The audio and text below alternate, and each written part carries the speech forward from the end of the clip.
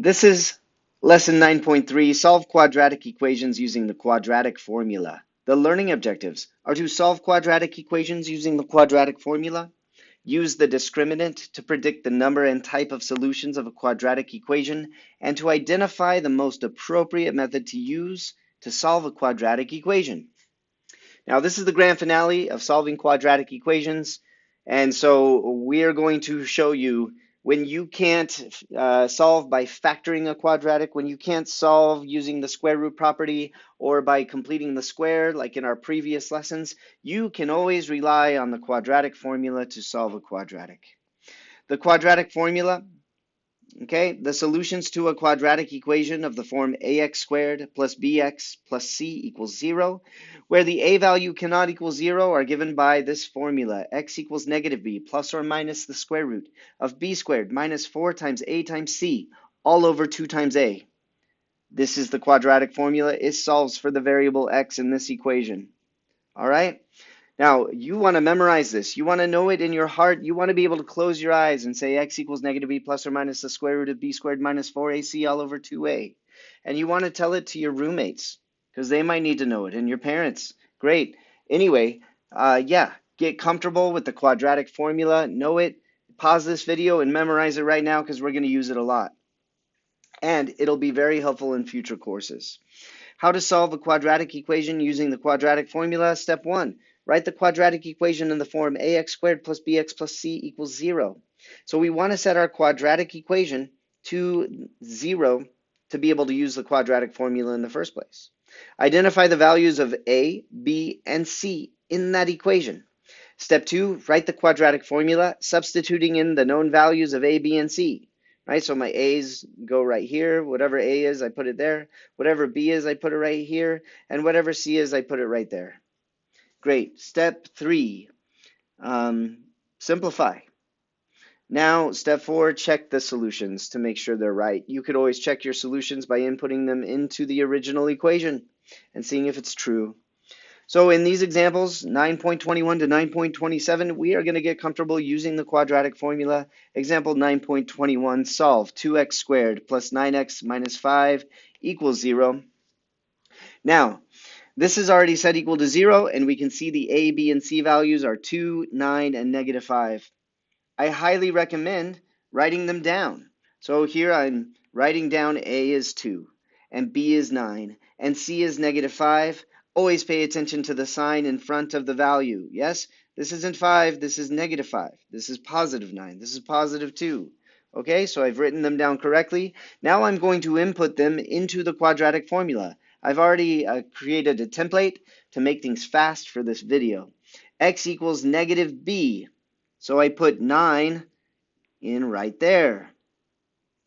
Plus or minus the square root of b squared, which becomes 9 squared, minus 4 times a, which is 2, times c, which is negative 5, all over 2 times a, which is 2. All right, so you see how I have replaced the values for b right here and here, the values for a here and here, and the value for c right there. Now that I've input everything into the quadratic formula, I can now solve. Great. Meaning I'm just going to clean all of this up. So I take, this negative of 9, and I write negative 9 plus or minus the square root. Now, what I do right now is I clean up this square root right here. So just start cleaning up this stuff. And 9 squared is 81. All right, so I can write that. And then I have negative 4 times 2, which is negative 8. And then times negative 5, that gives me positive 40. So be careful with your negatives, right? A negative times a negative is a positive. Great. Practice that. Get good at that. Let's move forward to the denominator. 2 times 2 gives me 4. So you see here I've started to clean up my stuff of the quadratic formula. This is the stuff. I'm starting to clean it up. Let's clean it up even further. Okay, so this is negative 9 plus or minus the square root. Well, 81 plus 40, that's 121. And that's all divided by 4. Now that I've gotten to this point, I think everything's cleaned up under the square root, and 121 is a perfect square. It's 11 squared, so the square root of 121 will be 11. So let me write the result down below here, and I have negative 9 plus or minus 11 divided by 4. And going further, this plus or minus symbol, it's two solutions. Agreed? We've talked about this in the previous two videos. So this is negative 9 plus 11 and negative 9 minus 11, all divided by 4. So I'm going to split these into two answers separated with commas. All right, so negative 9 minus 11 is negative 20, and that's over 4. And then the second answer is negative 9 plus 11, which is 2 over 4. And reducing these fractions, I get, well, negative 5 for the first answer. Yeah, negative 20 divided by 4 is negative 5. And then 2 over 4 reduces as 1/2. And these are my final solutions to this quadratic equation. All right, so this quadratic equation right here, its solutions are negative 5 and 1/2. We could always check those solutions by plugging them in, but I'm not doing that for time's sake. You are welcome to always do that. Now, we started with the quadratic formula, x equals this stuff. I input the values. Then we started to clean it up. And the most important thing to start to clean up is this radicand, right? The stuff under the radical. So it cleaned up to that, and then we were able to clean it up even further and reduce these fractions, got our answer. Awesome. So that is the process. Let's try this process again. For example, 9.22, and we see a quadratic equation. We know it's quadratic because the variable x is, its highest power is 2. It's being squared for its highest power. That's a quadratic equation. Okay, now, x squared minus 6x equals negative 5. I need to set this quadratic equal to 0 before I can use the quadratic formula. And so I'm going to add 5 from the right-hand side to the left-hand side to set this quadratic equal to 0. That's the easiest way to get it done. So I have x squared minus 6x plus 5 equals 0. Now that I've set this quadratic equation equal to 0, I look to see what the a, b, and c values are. Now, a little help. When I see x squared, there's an invisible 1. That's the coefficient in front of x squared. That's 1x squared, okay? So never get confused by that. So a is 1, b is negative 6, and c is positive 5. Now I take these a, b, and c values, and I plug them into the quadratic formula. X equals negative b. So here in parentheses, I'll put negative 6 plus or minus the square root of b squared. So that's negative 6 squared minus 4 times a, which is 1, times c, which is 5, all over 2 times a, which is 1. There we go. We've input all the values into the quadratic formula. Now it's just about cleaning it up and making it simplified. So let's simplify this. And one important feature to see is because b was negative and we're taking negative of b, the negative of negative 6 is positive 6. So please be careful as you clean this up. Positive 6 plus or minus the square root. Okay, so let's clean up the radicand, the stuff under the square root. Negative 6 squared is positive 36. Please remember, when you square a negative number, the result is positive. It's never negative. So here I'm writing 36. And then I'm subtracting. Well, 4 times 1 times 5. So this is a minus 3 positive values, right? 4 times 1 times 5 is 20. So I write 20 right there. Moving on to the denominator, 2 times 1 is 2.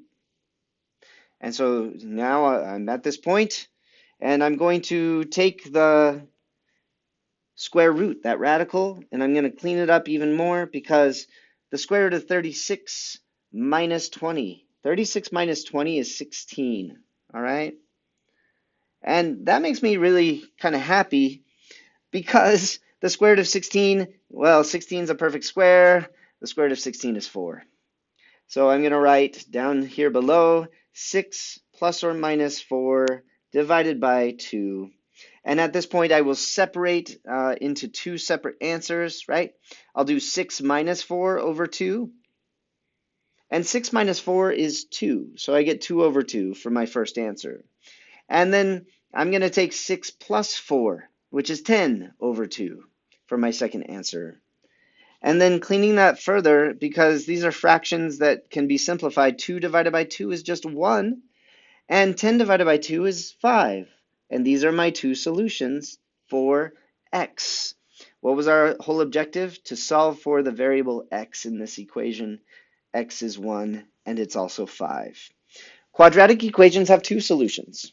Okay, we're solving the 99.9% of the time, we're going to have two solutions instead of just one solution. Great. Let's keep practicing. So example 9.23 says solve 2x squared plus 10x plus 11 equals 0. Oh, how nice. This quadratic equation is already set equal to 0. And so let's look for the a, b, and c values. The a value is 2. The b value is 10. The c value is 11. They're all positive, right? Positive, positive, positive. Great. So no negatives to worry about. 2 is the a value.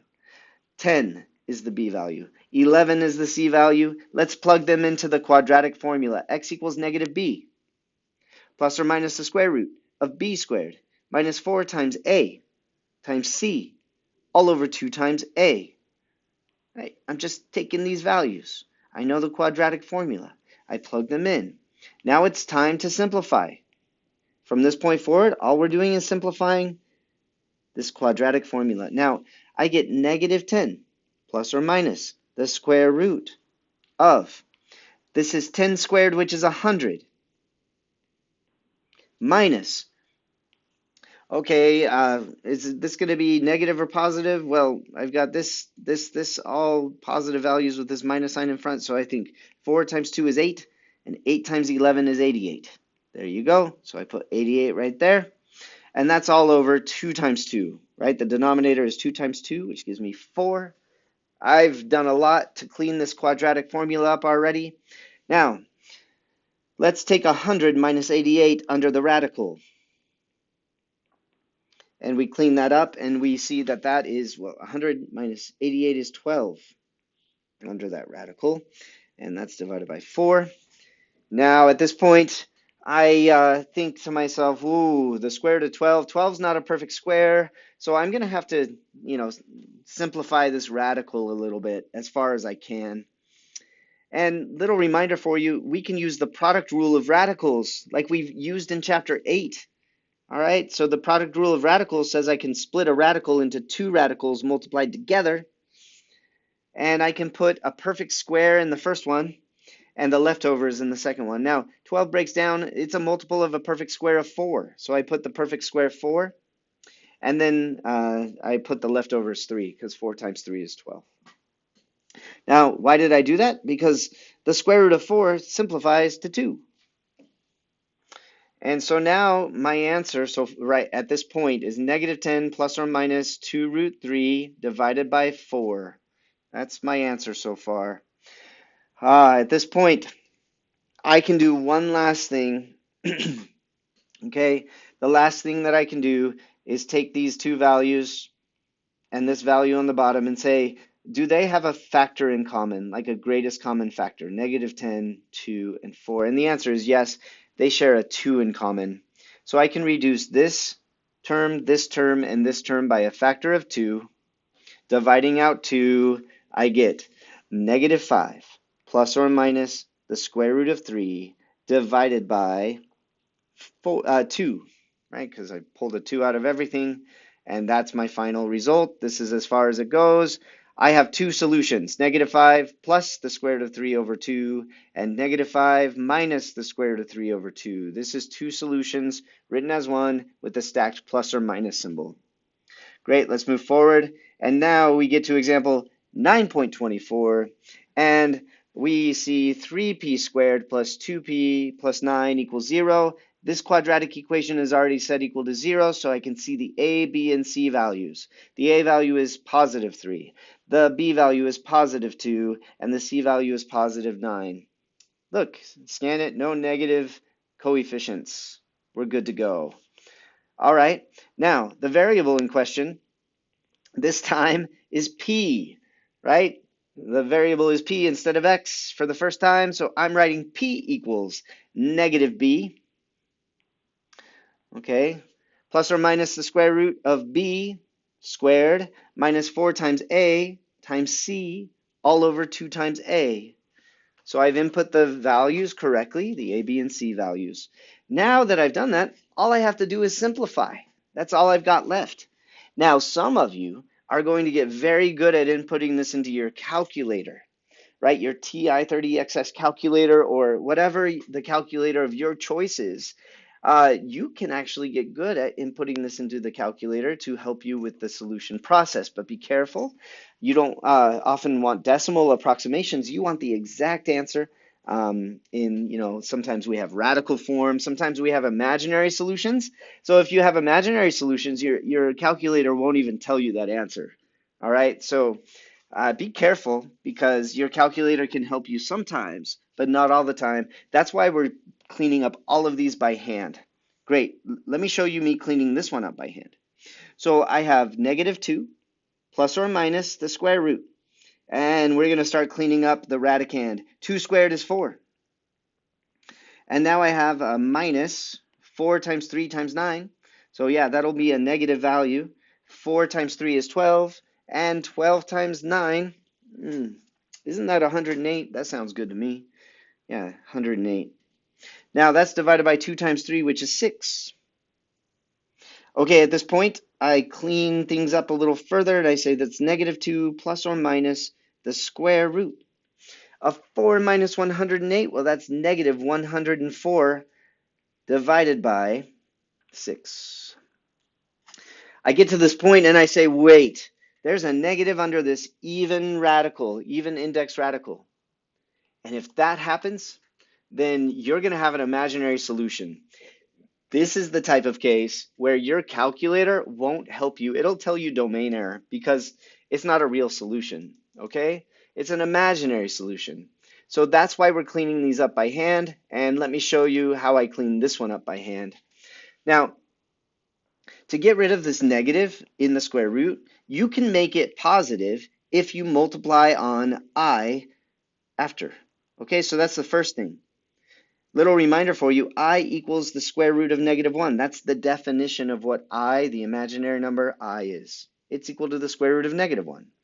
So I can take the negative, make it positive if I multiply I after the radical. The I does not go inside the radical. It goes after the square root. Or some people put it, multiplying it before the root. That doesn't matter. You can put it before or after because multiplication is commutative. The order doesn't matter. Great. I get to this point, and now I have to simplify the square root of 104. All right? So here's how I would do it. I'll take negative 2 plus or minus, and I'll break the square root of 104 into 2 square roots. I still got that I afterwards, and I still am dividing by 6. But 104, I think, well, what number is 104 a multiple of that's a perfect square? And I think for a second, and I say, well, 104 is a multiple of the perfect square of 4. And if I multiply it by the leftovers 26, I'm good to go. All right, so 4 times 26, that gives me 104. Maybe that's something your calculator can do. Check, see if it works. Just that piece. Now the square root of 4 is 2, so I'm going to be putting a 2 right there. And I'm almost done. The only thing that's left is to see if I can reduce this fraction that has negative 2, 2, and 6 in it. And if these three things are reducible by a greatest common factor, we'll reduce all three of them by that greatest common factor. And they are. They're reducible by a factor of 2. That's the greatest common factor for all three of those things. And so I'm now going to write my answer reducing this fraction. I'm going to take this divided by 2, this divided by 2, this divided by 2, and I get negative 1 plus or minus the square root of 26 times I divided by 3. This is my final result. It's actually 2 solutions.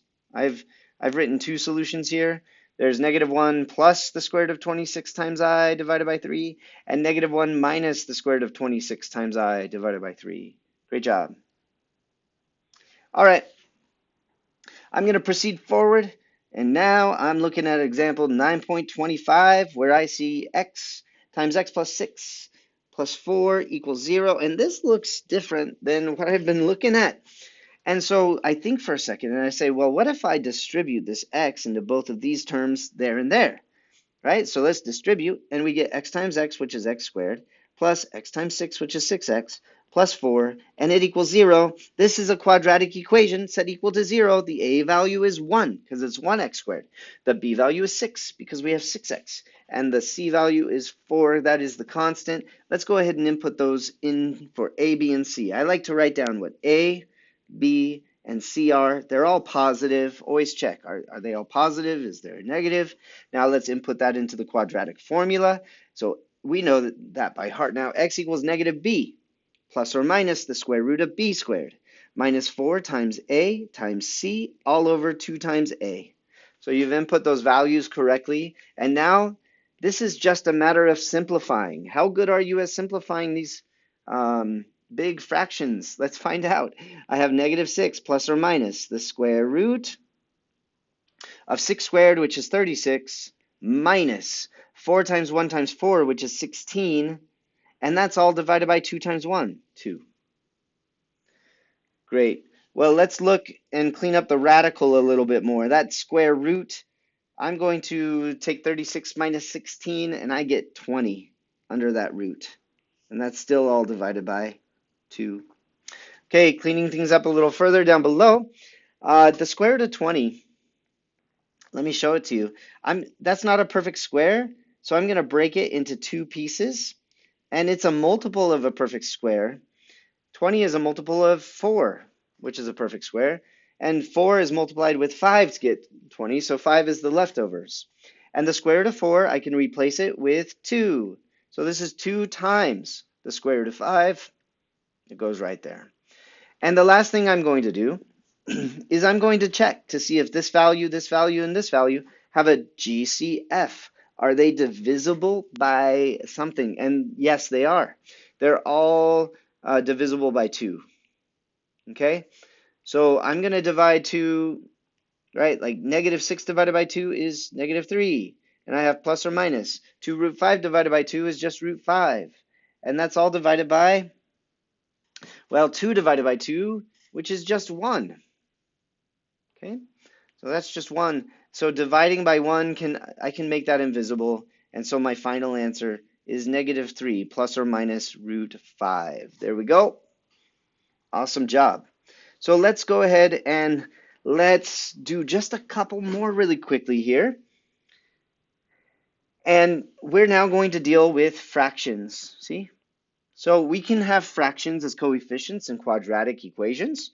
And so let's practice using these fractions really fast. Now, I see that this quadratic equation is not set equal to 0.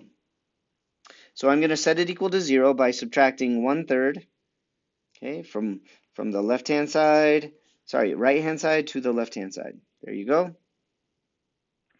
And so rewriting this, I get 1/2 of u squared plus 2/3 of u minus 1/3 equals 0. I now have set this quadratic equal to 0 right here. All right. And now I'm going to go over and input the a, b, and c values. 1/2 is the a value, 2/3 is the b value, negative 1/3 is the c value. So here I go, 1/2, 2/3, negative 1/3.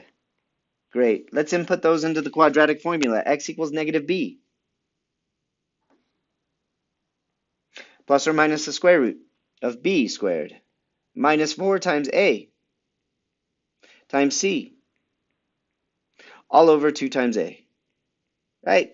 So we just input those values in, and the last thing to do is to simplify. Now this takes a little bit of work, right? Like it's been taking a little bit of work to simplify the quadratic formula as we've gone through these, but I get negative 2/3 to start, plus or minus the square root of 2/3 squared. Well, 2/3 squared, when you square a fraction, square the numerator.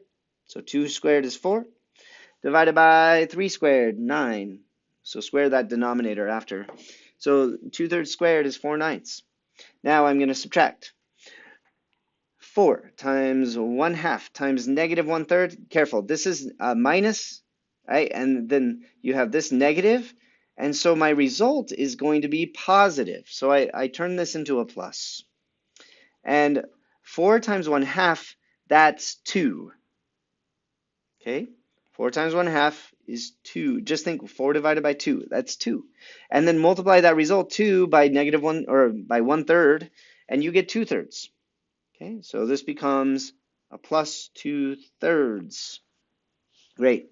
And then I look at the denominator. 2 times 1/2 is just 1.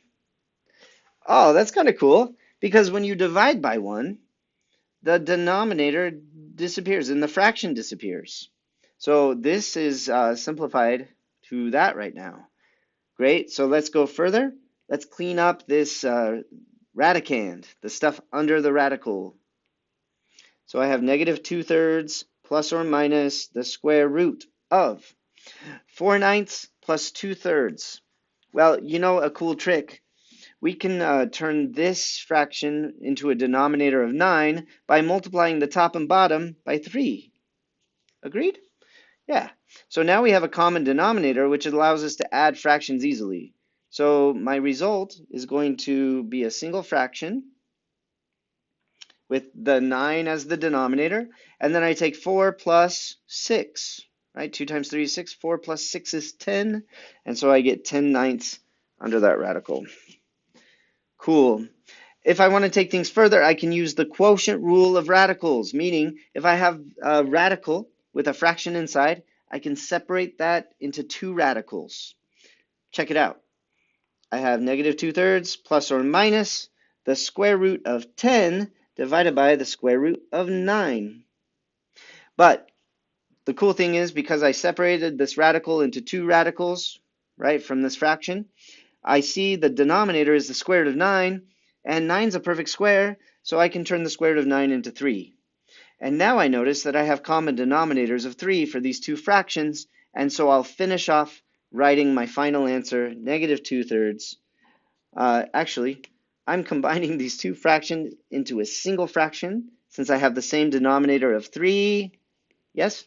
And I'm going to put negative 2 on top, plus or minus the square root of 10. There we go. Now I've written the 2 solutions to this quadratic equation. And I'm going to show you it's negative 2 plus root 10 over 3 and negative 2 minus root 10 over 3. I could separate those 2 answers with commas if needed. Now, let's look at example 9.27. And this is the last time I'm going to go through the full quadratic formula. And looking at this quadratic equation, I notice it's not set equal to 0, so I will immediately add 25 from right to left. Great. That sets it equal to 0 because this stuff cancels. And I get, I'll write it over here, 4x squared minus 20x plus 25, and that equals 0. Okay, and so I look at the a, b, and c values. I'm going to write them over here to help. And so the a value is 4, the b value, it's negative 20, and the c value is 25. What I notice right off the bat, these values are larger values than I've had from the previous examples. Okay, so we're going to get larger numbers. Let's see how it looks when we simplify it. X equals negative b, plus or minus the square root of b squared, minus 4 times a times c, all over 2 times a. Cool, let's clean it up. The negative of negative 20, look at that. That's just 20. Right? The double negative cancels. Plus or minus the square root of negative 20 squared. Now, when I take negative 20 and I square, that's negative 20 times negative 20, which is positive 400. Okay? Now, I'm going to subtract 4 times 25. And thinking about this, maybe I take 4 times 25, right? 4 times 25, that's 100. That's like 4 quarters. okay? And then multiply 100 times 4, and that gives me 400. So it looks like I'm taking 400 minus 400 under that radical. And then looking at the denominator, I have 2 times 4, which gives me 8. Great. Now, let's check out that radicand. Let's see, 400 minus 400. Well, that becomes 0 under that square root. That's interesting. Now, you know, the square root of 0 is just 0. And adding or subtracting 0 from 20, that cancels. Okay, so you don't have to add or subtract anything when you get the square root of 0. That's awesome. So my answer is 20 over 8, which reduces. Right? That reduces to 5. Well, they both share a 4 in common. So let's pull out a 4. So 5 over 2. There we go. Now, this quadratic equation is unique because every other quadratic equation that we solved in this lesson, there were 2 solutions. And in this case, there is only one solution. Now, there's only one solution to a quadratic equation when the stuff under the square root becomes 0. Okay, that's when we only have one solution to a quadratic equation. In all other cases, there are 2 solutions. Great. I just wanted to have you take note of that because we're about to talk about the discriminant of a quadratic. Okay, so let's describe what the discriminant is. In the quadratic formula, which is x equals negative b plus or minus the square root of b squared minus 4ac all over 2a, the quantity b squared minus 4ac is called the discriminant. Now zooming in on that quadratic formula, see b squared minus 4ac is the radicand of the square root. It's the radicand of the radical. Okay, so it doesn't include the square root, it's just the things inside of it. That's called the discriminant. And it's called the discriminant because it helps us discriminate how many solutions there will be and what type of solutions I will have for my quadratic equations answers. All right.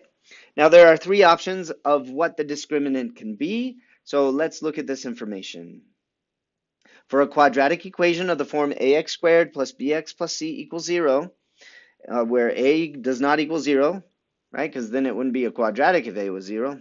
Well, if b squared minus 4ac, the discriminant, is greater than 0, then the equation has 2 real solutions.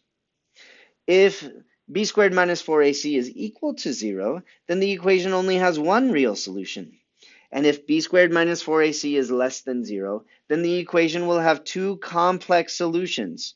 Complex meaning imaginary. Okay? So complex has an imaginary part. So if the discriminant is negative, if it's less than 0, that will result in an imaginary solution. Let me go back really fast to show you that we've seen all 3 of these examples of when the discriminant was positive, negative, or equal to 0. So in this case here, the discriminant equaled 0. And so we only got one solution, one real solution. Cool? Okay, in this case, maybe I go backwards. In this case, where I had I in the answer, there you have it, my discriminant was negative, right, at that time. 4 minus 108 was negative 104. I made it positive by multiplying I afterwards and proceeded. Okay, so there's an example where the discriminant was negative, and all the other cases that I've had, they had two real solutions. So their discriminant was positive.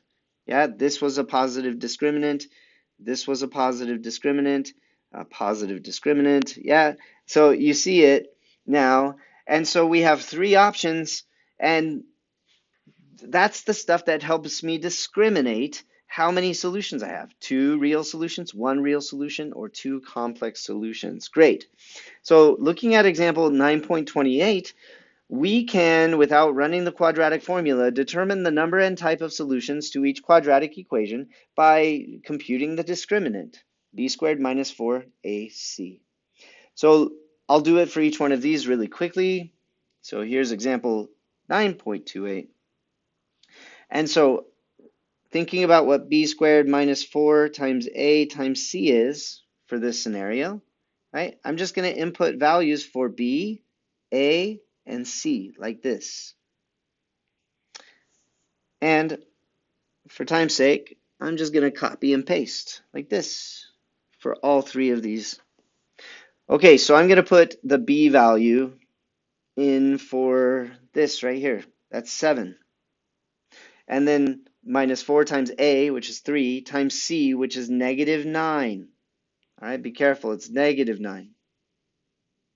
In this case, I would do the same. This is 1 in, so the b value is 1. I have 1 squared minus 4 times a, which is 5, times c, which is 4. And in this case, I have negative 6 for b, so negative 6 squared, minus 4 times 9 times 1. All right, now I compute the discriminant in each of these cases. You could do this in a calculator, you could do it by hand, whatever you feel is most appropriate. Now, 7 squared is 49, right? And I'm going to add because I have this minus and this negative, so this will become a positive value. 4 times 3 is 12, and 12 times 9 is 108. So this is 49 plus 108, which gives me a positive answer of 157. We'll think about what that all means in a second. Let's calculate this next discriminant. This discriminant is 1 squared, which is 1, minus 4 times 5, which is 20, times 4, which is 80. So 1 minus 80 is what I get. And when I take 1 minus 80, I get negative 79. Well, look at that. This discriminant's value is negative. It's less than 0. Okay, and now the last one. Negative 6 squared is 36. And when I subtract 4 times 9 times 1, well, 4 times 9 is 36. Times 1, it stays 36. So 36 minus 36, I got 0 for that discriminant. Okay?